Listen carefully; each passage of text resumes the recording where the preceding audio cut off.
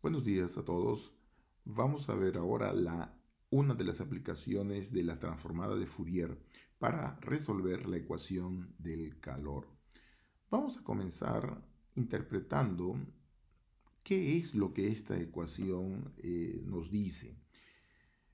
Primero, en todo problema de transmisión de calor tenemos por lo menos dos temperaturas. La primera, la temperatura del medio ambiente, que es también llamada de temperatura absoluta. Y segunda, la temperatura del objeto que queremos estudiar. Puede ser, por ejemplo, la evolución de la temperatura de una taza de té, la evolución de la temperatura de una barra, etcétera. Buscamos así una función que define la diferencia de temperatura del material, o sea, cómo es que este material va a tener su temperatura con relación a la del medio ambiente. Si U es la diferencia del material de un objeto, entonces U va a ser igual a la diferencia de la temperatura del material menos la temperatura del medio ambiente. La temperatura del medio ambiente es en general conocida. El problema es determinar la temperatura del material o su evolución. La temperatura de todo objeto siempre converge al equilibrio térmico. ¿Qué significa esto? Que si dejamos nuestra T en medio de un ambiente de 25 grados de temperatura, no importa si el té está congelado o si el té está muy caliente, ella siempre va a convergir a la misma temperatura del medio ambiente. Eso significa el equilibrio térmico. Esto es, el límite de la diferencia de temperatura va a siempre ser igual a cero. Por ejemplo, si tenemos una taza de té a 90 grados de la temperatura, 90 grados Celsius, en una habitación de 20 grados de temperatura, la diferencia de temperatura en el momento inicial, en el momento que comenzamos a observar el fenómeno, va a ser igual a la diferencia del material inicial menos a la diferencia de la temperatura del medio ambiente. Y en estos casos va a ser igual a 70. Asumiendo que la temperatura del ambiente o temperatura absoluta sea constante, siempre igual a 20, la temperatura de la taza del té irá disminuyendo hasta llegar a los 20 grados. O sea, se va a verificar la convergencia al equilibrio térmico. La temperatura del material varía en cada punto. Así, la diferencia de temperatura depende del tiempo y del punto del material que vamos a analizar. O sea, nuestra función diferencia de temperatura va a ser igual a una función que depende de x, la variable espacial, y de t, que es la variable temporal. Para fijar ideas nos vamos a imaginar y vamos a trabajar sobre una barra.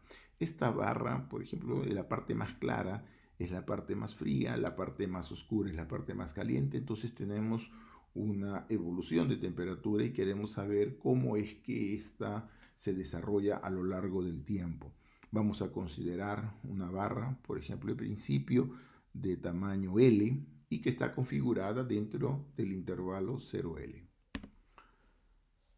Muy bien, la temperatura de la barra en cada punto, así la diferencia de temperatura depende del tiempo y del punto X del material. La ecuación que define la diferencia de temperatura es dada por esa ecuación C UT o la derivada con relación al tiempo de U menos kappa UXX, segunda derivada con relación a la variable espacial igual a cero, donde C es una constante que define la capacidad térmica, que se define como la cantidad de calor necesaria para elevar una unidad de volumen a un grado de temperatura.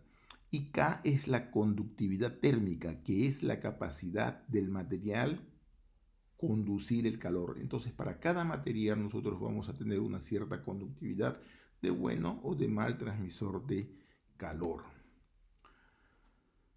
Para que la ecuación del calor esté bien definida o defina una única solución, debemos de fijar una condición inicial, o sea, cuál es la distribución inicial de temperatura, y debemos también de informar cómo es que se comporta la temperatura en los extremos de nuestra barra.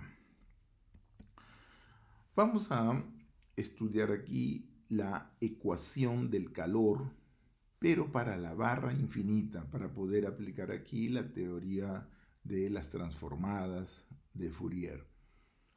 Entonces vamos a considerar un alfa positivo y vamos a buscar la solución de la ecuación diferencial ut menos alfa uxx con la condición inicial u en 0 igual a u0 de x, donde x ahora está variando en todos los números reales. Observe que en este caso de la barra infinita, nosotros ya no tenemos la condición de contorno porque porque los extremos de la barra infinita se pierden en el infinito. Solamente hay una propiedad de que la solución en los extremos debe de anularse, ¿no? O sea, usaremos aquí la transformada de Fourier en la variable espacial. Observe que u depende de dos variables, pero la única que está definida en toda la recta es la variable espacial. Por tanto, la transformada de Fourier está bien definida para la variable espacial. Entonces, aquí vamos a tomar la transformada de la u y vamos a llamarla como u circunflexo al punto psi, t. Observe de que solamente es en la variable espacial, por tanto la integral solamente es de una variable, y ahí está introduciendo la variable de Fourier, que es esta psi. Muy bien, usando las propiedades de las transformadas, esto es, la transformada de Fourier destruye derivadas, aplicamos esto a nuestra ecuación, tomamos la transformada de Fourier en nuestra ecuación y nos queda que la derivada con relación al tiempo de la transformada de u más alfa veces psi al cuadrado, la transformada de Fourier de u, es igual a 0. Observe que la transformada solamente está actuando en la variable espacial, no actúa en la variable temporal porque no hemos tomado transformada de Fourier con relación al tiempo, solo con relación al espacio. Por tanto, nuestra ecuación en derivadas parciales se convirtió en una ecuación diferencial ordinaria con coeficientes constantes. Y esta ecuación tiene también su condición inicial. A la condición inicial le tomamos las transformadas de Fourier y obtenemos esta expresión, que la transformada de Fourier de la solución en el punto cero va a ser igual a u sub 0, que es un dato que nosotros estamos introduciendo. Muy bien, convertimos entonces la ecuación en una ecuación diferencial ordinaria. Y por tanto, ¿cuáles son los métodos para resolución de este tipo de ecuaciones con coeficientes constantes? Ecuación diferencial de primera orden con coeficientes constantes. Tenemos muchos métodos. Podemos aplicar, por ejemplo, separación de variables, o en este caso aplicaremos el método del factor integrante. Observe que el coeficiente a al cuadrado define nuestro factor integrante como siendo el exponencial de alfa psi al cuadrado multiplicado por t. Esto es el factor integrante.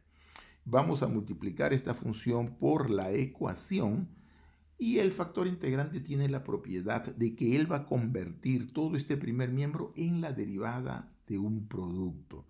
Así es simple de verificar de que una vez que se ha hecho este producto, el primer miembro queda convertida en la derivada de la expresión que estamos viendo ahí. La derivada de la transformada de Fourier de u multiplicada por el exponencial de alfa psi al cuadrado t. Y eso debe de ser igual a 0. Por tanto, para calcular la solución, ahora simplemente es un proceso de integración. Integramos desde 0 hasta t esta expresión, esta derivada, y el teorema fundamental del cálculo nos dice que eso va a ser igual a la función calculada en los índices de integración. Sería u de t exponencial de psi al cuadrado t menos la función calculada en 0. Observe que la función calculada en 0 ya la hemos sustituido por su condición inicial. Entonces nos queda que u circunflexo en 0 es igual a u sub 0. Y claro, el exponencial calculado en 0 me da 1 y por eso es que no aparece más en el segundo término de la diferencia. Entonces de aquí automáticamente podemos escribir nuestra incógnita u como siendo igual al exponencial de menos si al cuadrado t multiplicado por el circunflexo de u sub 0. Muy bien, recordemos de que la transformada de Fourier, ¿no?, de esta expresión del exponencial de ax al cuadrado, del exponencial gaussiano, es igual a 1 partido por 2a exponencial de c al cuadrado partido por 4a. Y eso es válido para cualquier valor de a positivo. Esta integral nosotros la hemos hecho ya anteriormente. Ustedes pueden revisar en los videos anteriores donde está demostrada esta propiedad. La transformada de Fourier del exponencial gaussiano es igual a 1 partido por 2a exponencial de menos c al cuadrado partido por 4a. Y eso vale para todo a positivo. Entonces aquí vamos a hacer una elección especial. Vamos a tomar a como siendo 1 partido por 4 veces el alfa de nuestra ecuación y multiplicado por el tiempo. Observe de que aquí la transformada de Fourier está actuando solo en la variable espacial y por tanto el tiempo simplemente se comporta como una otra constante con relación a la variable espacial. Muy bien, tomando esta expresión y la sustituimos en nuestra fórmula, que es válida para cualquier a, vamos a encontrar entonces de que la transformada de Fourier del exponencial de x al cuadrado partido por 4at, por 4 alfa t, va a ser igual a la raíz cuadrada de 2 alfa t exponencial de menos alfa t c al cuadrado. O sea, hemos calculado la transformada de Laplace de la exponencial gaussiana y ahora haciendo un cambio de la constante adecuada obtenemos esta otra transformada de Fourier. Muy bien, pero esta transformada de Fourier la vamos a aplicar en la solución que nosotros tenemos. O sea, fíjense, recordemos que la solución la solución depende de este exponencial y este exponencial, gracias a la última transformada, se puede escribir como siendo 1 partido por la raíz de 2 alfa t transformada de Fourier del exponencial de menos x al cuadrado partido por 4 alfa t. Sustituimos esto en la solución de nuestra ecuación. Entonces, colocando esto, en lugar de colocar el exponencial, vamos a colocarle ya la transformada de la función exponencial de menos x al cuadrado partido por 4at, multiplicado por la transformada de u0. ¿Por qué hemos hecho esto? Porque nosotros tenemos una fórmula muy importante que es la fórmula de la transformada de una convolución. Observen aquí, hemos escrito nuestra solución u como siendo el producto de dos transformadas de Fourier. Tenemos la transformada de Fourier del exponencial y la transformada de Fourier del dato inicial.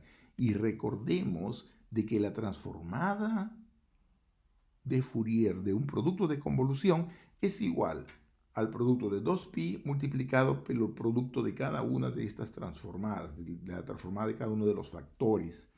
Entonces de aquí concluimos de que el producto de las transformadas de Fourier es igual a 1 partido por raíz de 2pi veces multiplicada por la transformada de Fourier del producto de convolución. Entonces, si tenemos el producto de dos transformadas, ella se puede escribir como la transformada de un producto de convolución. Y esto va a ser muy útil para encontrar cuál es el valor de la solución del problema, porque una cosa es tener la solución del problema en transformada y otra cosa es tener la solución del problema como es dada originalmente por el problema.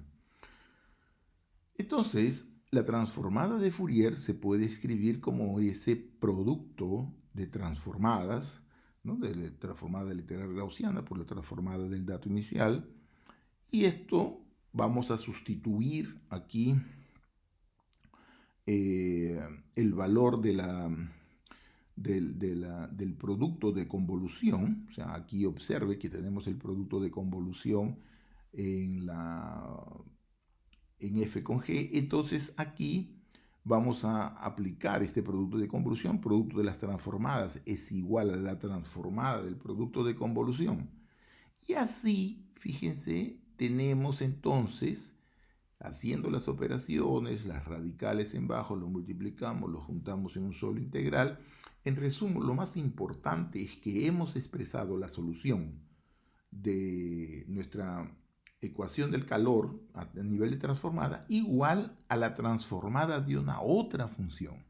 Entonces, la transformada de mi solución de la ecuación del calor es igual a la transformada de una otra función. Por tanto, para calcular nuestra solución, podemos tomar la transformada inversa.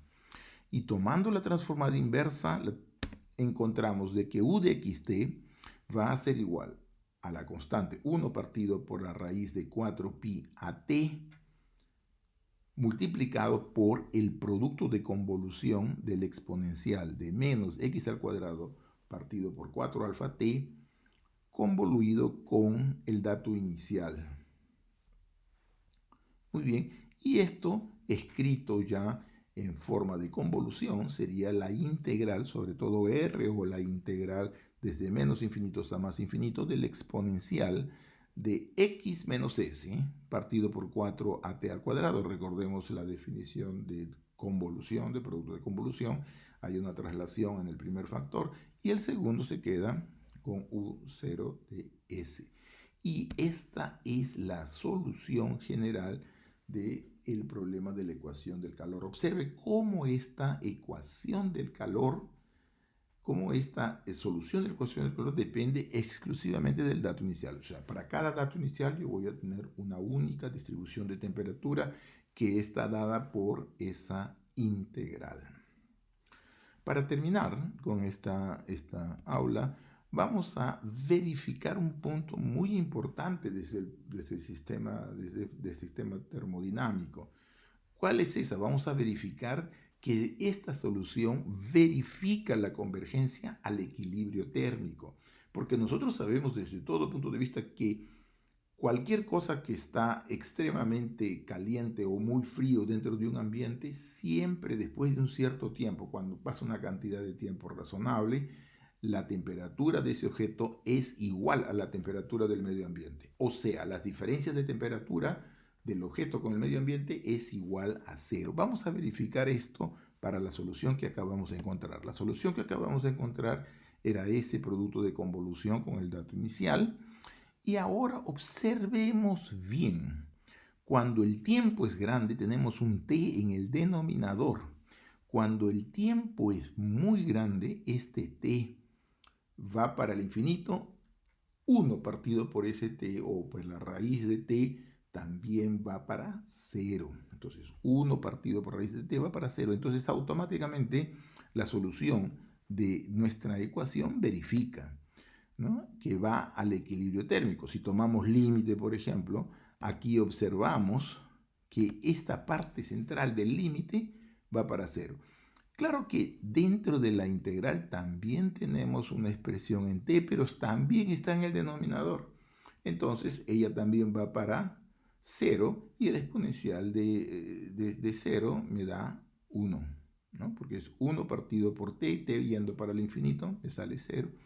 Y entonces el producto 0 multiplicado por una cosa limitada me da 0 y ahí obtenemos la solución de nuestro problema. En la próxima aula vamos a tratar del problema del calor, pero ya en dominios limitados.